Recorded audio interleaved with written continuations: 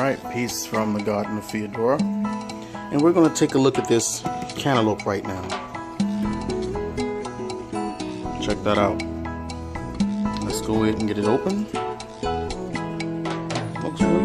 Looks like both of them have their second set of leaves. They're getting kinda leggy, so maybe I should go ahead and put this outside, but I don't know if it'll damage it. But it definitely looks healthy and green down there.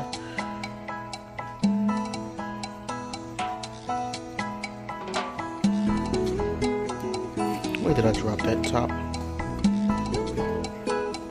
I think I may have dropped it back there. Oh well, it's a small problem. I'll solve it. But before I go, let me say, if you want to keep up to date with the cantaloupe or any other project that I have going on here in the Garden of Feodora, please subscribe. It helps us out a lot.